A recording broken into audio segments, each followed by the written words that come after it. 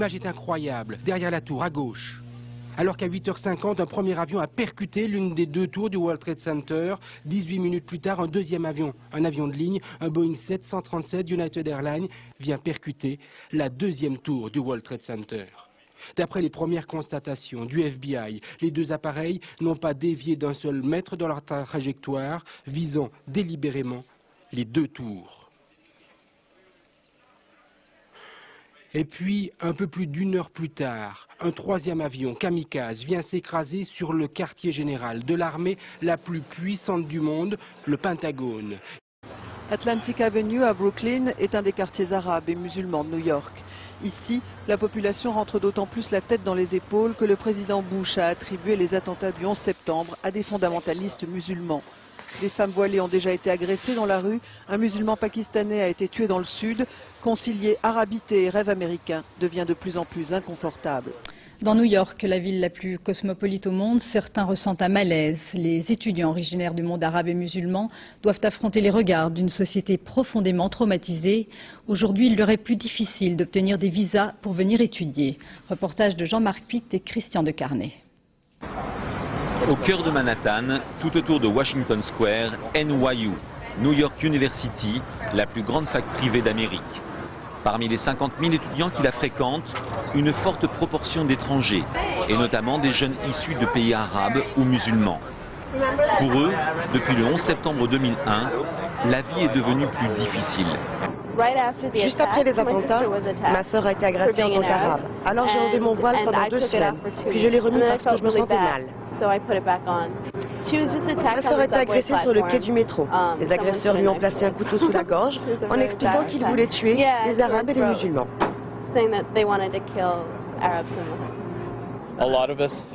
Nombre d'entre nous ont du mal à trouver du travail. Je devais passer un entretien dans une entreprise où j'avais envoyé mon CV. J'ai appelé un responsable qui m'a demandé d'où j'étais. Je lui ai dit que j'étais né en Arabie Saoudite. Il m'a demandé si j'étais musulman. J'ai répondu oui et il a raccroché.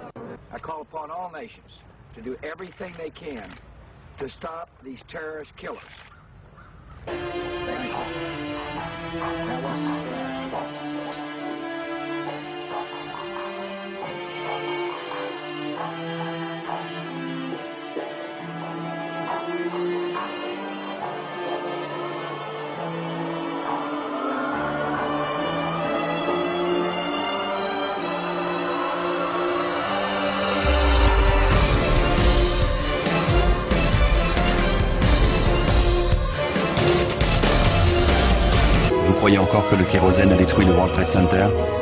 Sur toutes les images des effondrements, des déflagrations sont visibles entre 20 et 30 étages sous l'onde de destruction. Ici,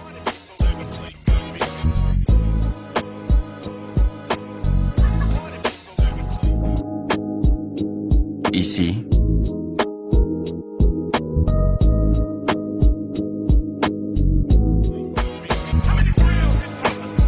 et là. How do these firefighters describe the collapse of the North Tower? We started running, floor by floor, it started popping out. It was if they had detonated. Yeah, as if they were planned to take down a building. Boom, boom, boom, boom, boom, boom, boom. All the way down. I was watching it and running. And others give similar descriptions. At 10:30, I tried to leave the building, but as soon as I got outside, I heard a second explosion and another rumble and more smoke and more dust. And then a fire marshal came in and said we had to leave because if there was a third explosion, this building might not last. Like it sounded like gunfire, you know, bang, bang, bang, bang, bang, and then all of a sudden 3 big explosions. Started walking down the stairs. We made it to the 8th floor. Big explosion. Blew us back into the 8th floor. Do you know if it was an explosion or if it was a building collapse? To me, it sounded like an explosion, but it was a huge explosion. Chief Albert Turry told me that he was here after the events that took place this morning. He tried to get his men out as quickly as he could, but he said that there was another explosion which took place, and then an hour after there was another explosion in one of the towers here. So according to his theory, he thinks that there were actually devices that were planted in the building. Reports of bombs in the buildings, explosions. a CBS reporter to Dan Rather. But I was coming toward the World Trade Center looking for CBS crews and asked a firefighter if he saw any. All of a sudden, there was a roll, an explosion, and we could see coming at us a ball of flame.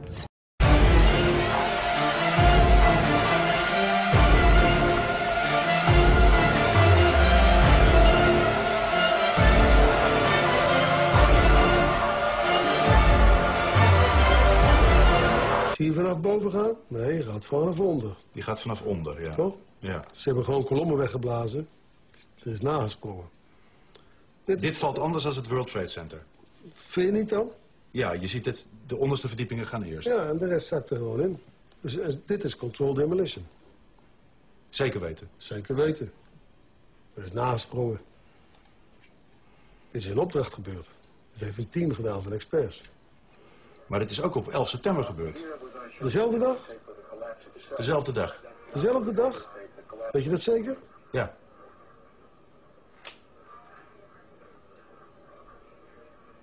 Was het zeker weten de 11e? Dat kan heel waar zijn. 7 uur nadat de World Trade Center naar beneden viel. Ja? Hebben ze hard gewerkt. Dat het gebouw is opgeblazen. Het is vakwerk, zonder meer. We weten heel goed wat ze doen, die jongens. De vraag is dan, is zoiets van tevoren voorbereid of kan dat op 11 september zelf nog zijn besloten en uitgevoerd? Met hoeveel man heeft u hoeveel tijd nodig om dat te doen? Dat weet ik niet precies, maar... Maakt u een inschatting? Ja, dan moet je wel ervaren mensen hebben, maar als je een man of 30, 40 zou hebben... Kijk, een paar met de snijbrander, de rest brengt hem aan.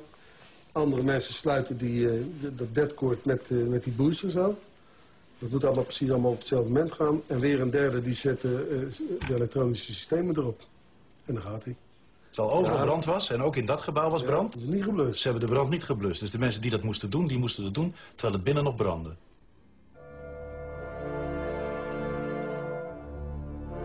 Ja, dat is vreemd. Dat is vreemd. Dat vind ik ook heel vreemd. Daar heb ik geen verklaring voor.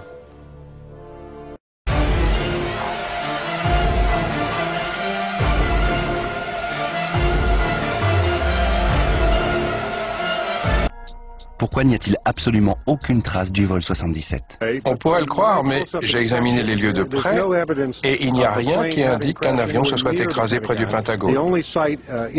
Tout ce qu'il y a, c'est le bâtiment lui-même. Et comme je l'ai dit, les seuls débris visibles sont assez petits pour tenir dans la main. Il n'y a aucun gros débris de la queue de l'appareil, des ailes, du fuselage. Rien qui puisse signaler qu'un avion entier s'est encastré dans le Pentagone. Les caméras de surveillance d'une station-service, de l'hôtel Sheraton et de la direction des transports de Virginie ont filmé toute la scène. Mais dans les minutes qui ont suivi, le FBI a confisqué les cassettes en enjoignant les employés de ne pas parler de ce qu'ils avaient vu.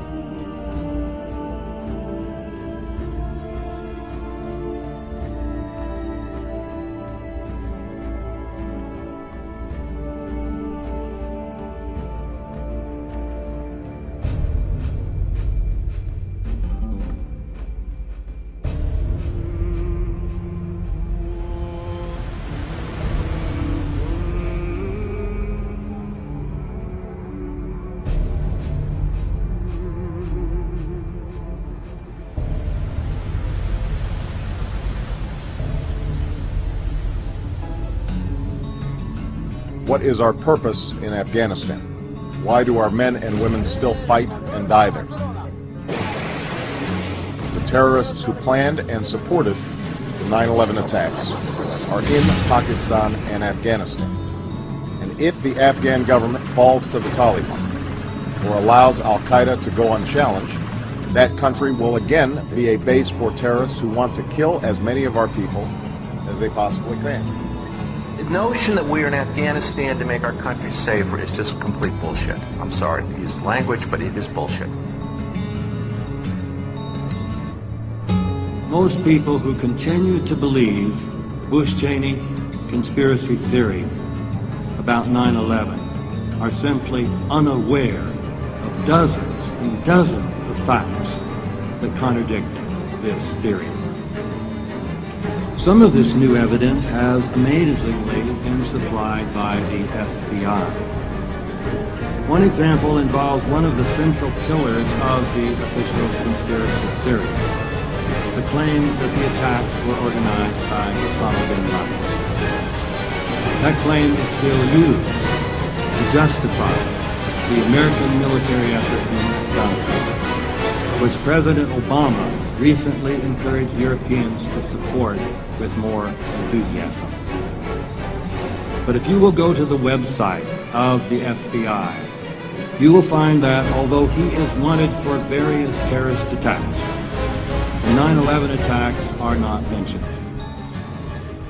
When a member of the 9/11 Truth Movement contacted FBI orders to ask why, he reached Rex Toom, the chief of investigative publicity.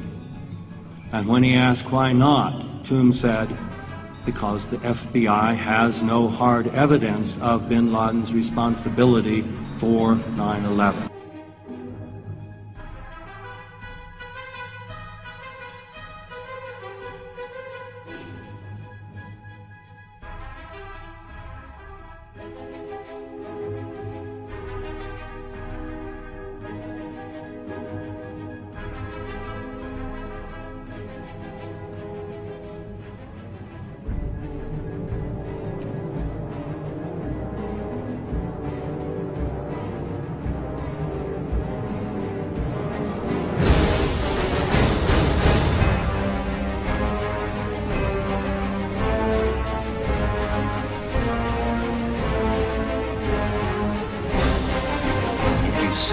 Quand on dit qu'on va faire la guerre parce que quelqu'un a des armes de destruction massive et qu'on ne trouve pas ces armes, ce n'est pas très convaincant de se rabattre sur un autre argument quand ça n'a pas marché et de dire qu'on a une deuxième explication.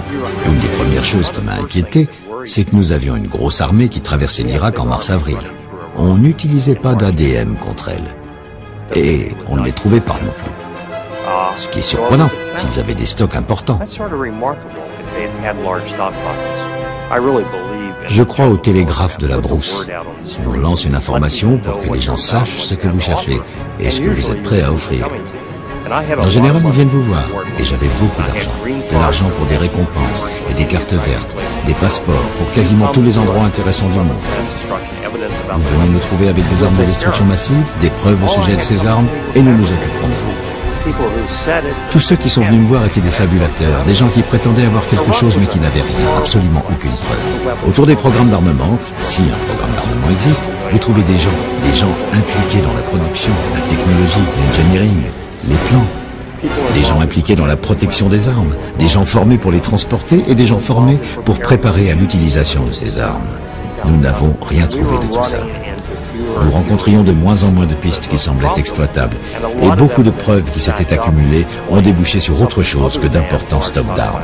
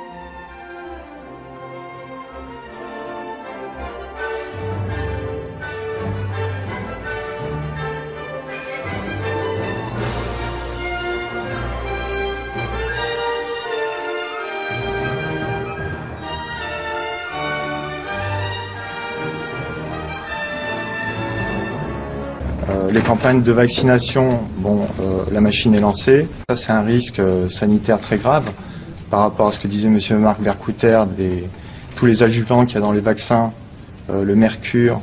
On a découvert quand même que GlaxoSmithKline, pour accélérer le processus de fabrication du vaccin, avait exceptionnellement mis du mercure dans ces vaccins. On court vers une catastrophe sanitaire si on n'y fait rien. Donc je dis à toutes les personnes qui nous écoutent, ne vous faites pas vacciner, dites à tous vos proches de ne pas y aller. Toutes les personnes que vous rencontrez, n'allez pas vous faire vacciner, ce vaccin est un poison.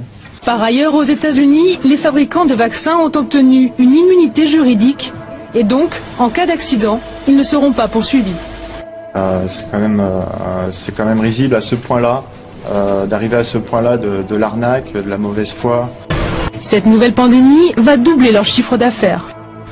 Du foutage de tête des citoyens. On développe un vaccin dans des conditions d'amateurisme que je n'ai jamais vues. On va vacciner 60 millions de gens. Et bien vous allez avoir 60 000 décès, et cette fois-ci des gens jeunes, des enfants, etc. Donc Donc vous êtes contre la vaccination? Bien entendu. C'est presque grave ce que vous dites, parce que là on est prêt à se faire tous vacciner, et vous vous dites qu'il ne faut pas aller se faire vacciner. Je suis un spécialiste de médicaments, et je suis contre les médicaments qui sont mal développés. Je vous dis, ce vaccin-là, c'est pas qu'il est mal développé, il n'est pas développé. L'enjeu, là, c'est d'empêcher que cette campagne de vaccination se fasse. Parce que je n'ai pas envie que mon voisin, petit vieux, mal informé, et que tout ça dépasse, se fasse potentiellement empoisonné par ces vaccins, ni les enfants de ma voisine.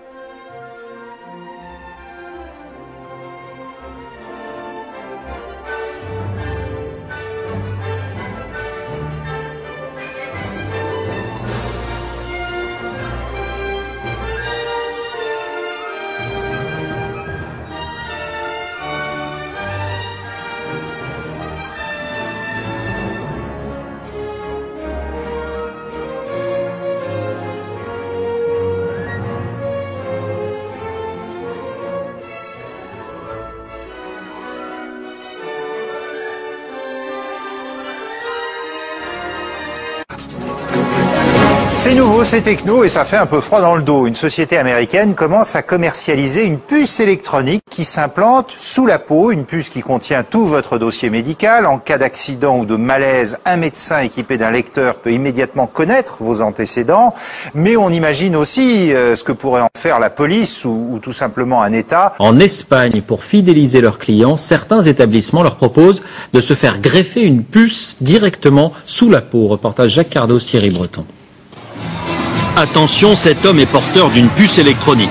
Implantée dans le bras, elle lui permet d'avoir accès au carré VIP. Comme un produit de supermarché, les clients sont barcodés et la puce contient leur crédit consommation. Ainsi, dans cette boîte de Barcelone, il y a ceux un peu vieux jeux qui dansent encore avec un porte-monnaie et ceux qui n'en ont plus besoin. Légalisée depuis un an, cette greffe est même proposée à l'intérieur de la boîte contre 125 €. L'opération ne dure qu'une vingtaine de minutes. D'abord une petite anesthésie locale, ensuite la puce est greffée sous la peau et reliée à un compte personnel, un peu comme un compte bancaire. Cette puce qui vient des États-Unis a obtenu un droit de commercialisation à condition de ne pas détenir d'informations médicales.